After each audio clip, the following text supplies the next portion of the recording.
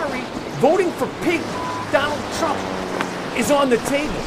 I'm sorry. I don't think he's gonna pull his shoe. That was my phone.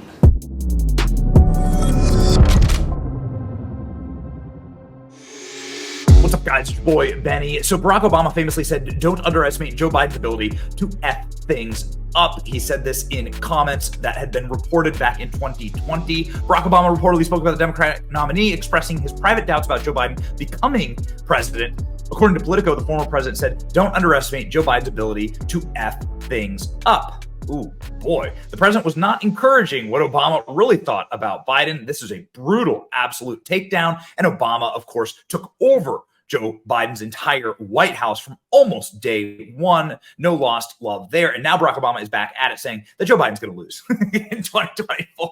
This is just common sense at this point, and we're going to go through exactly why. But Barack Obama thinks Joe Biden could lose the White House next year, with presidential polls continuing to tank as worries over his age and cost of living crisis persist. A person familiar with Barack Obama told the Wall Street Journal that the former president's concerns. Obama worries that the 2024 election could be won by Republicans and is troubled by the prospect of a second Donald Trump term. Oh, why? Well, because that would mean all of the investigative power that has been abused by Barack Obama third term, which is what you can call Joe Biden. Joe Biden isn't alive. Joe Biden isn't there. Joe Biden clearly isn't in charge of anything. Barack Obama is running everything and has staffed stem to stern the Biden regime with hardened Obama apparatchiks. The entire White House, the entire federal government is simply Obama apparatchiks, right? So it's Barack Obama running this country, and he's upset that the tools and tactics, fascistic tactics and tactics that have been used against Donald Trump are going to be turned on him because now he's created this vicious cycle.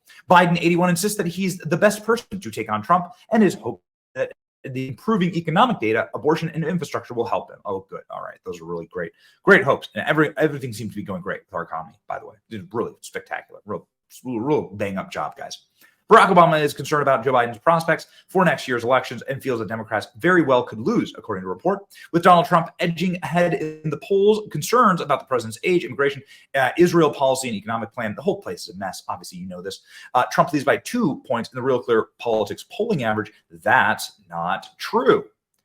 That's not true. We went ahead and, of course, polled these numbers. It's actually almost that now by 3.5 points. Look at this. Look at the absolute and total dominance here.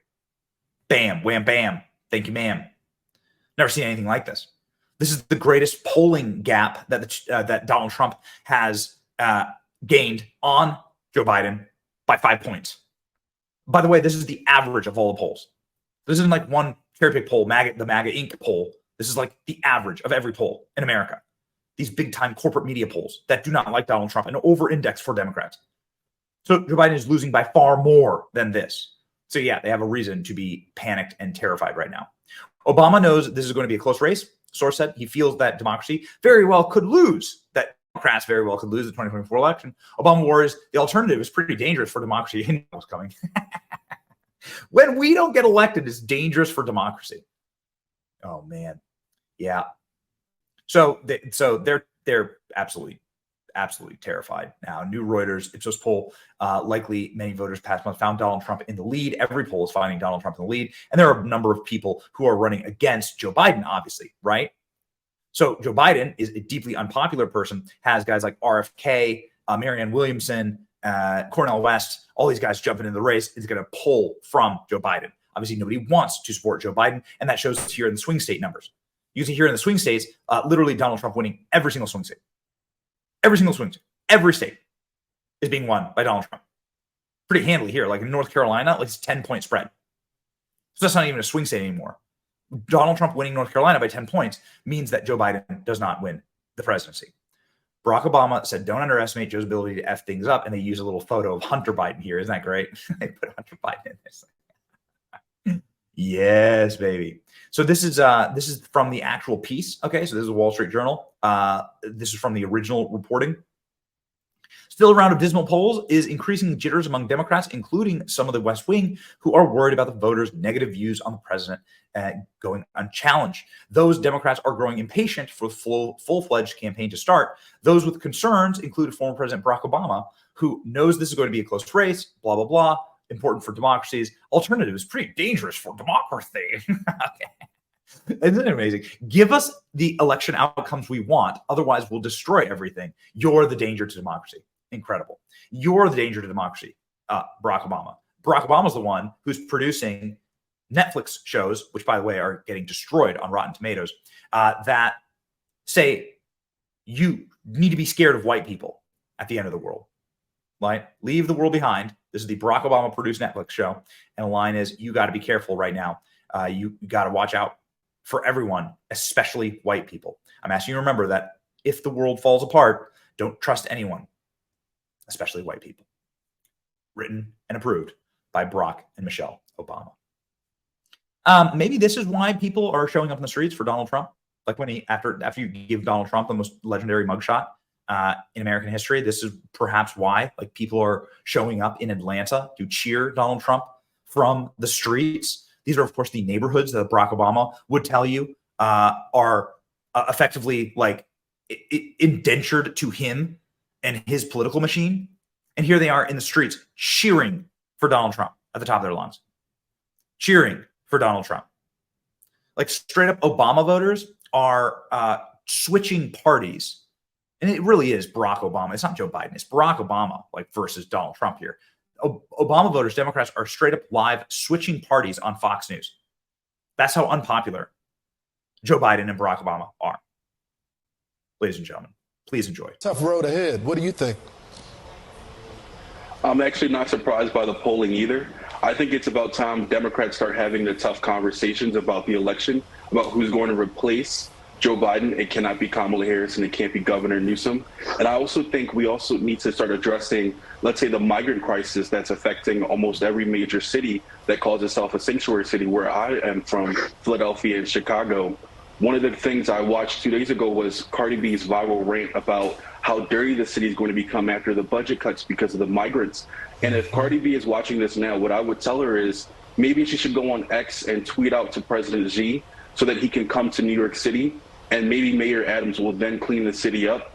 I think it's going to take major moves for the actual voters who vote Democrat to start voicing their opinions, even if it's a vote of no confidence for Joe Biden, to show the Democratic Party that we need to start having conversations about who's going to put our best foot forward for the next 4 years. Such a good point. Maybe they'll clean up the city. Juliana, what do you think about that? It looks like even Democrats and independent voters are open to the Republican side just because of the past policies of former President Trump. What do you think about that? I think Americans can look back and see, were they better off 4 years ago or are they better off now? I think they know they were better off 4 years ago. The economy is big for a lot of people.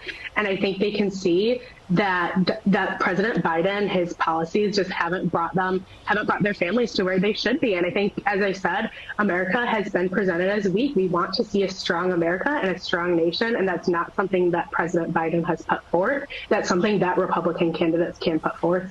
Yeah, Jamil, it looks like also when it comes to the voting bloc of black voters, they're not all saying they're going to vote for Republicans, but a lot of black voters are saying, look, I'll give the Republicans a shot, or I'll just stay at home. But it doesn't seem like there's any interest in the Democratic Party right now. You've been seeing it in Chicago, Philly, California.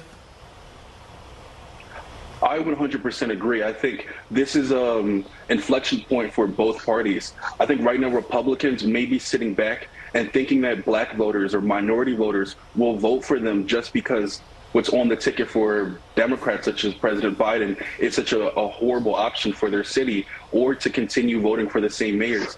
I think Republicans need a message to actually go out there into these communities and put out messages to people of colors and showing them what kind of conservative policies that can elevate their communities, that can, bridge the gap in community and make their actual neighborhood safer. And I think complacency for Republicans is leading to the destruction of our cities as well. So I think it goes hand in hand between, can Democrats actually gather together and put someone on the ticket to represent, I guess, the vision for the next 4 years for cities, versus can Republicans actually go out there and invest a lot of money into having these conversations, these town halls, and leading with Black leaders and churches. I think it has to be a full-throated effort if Republicans actually want to start turning some major cities red. You know, it's such a good point.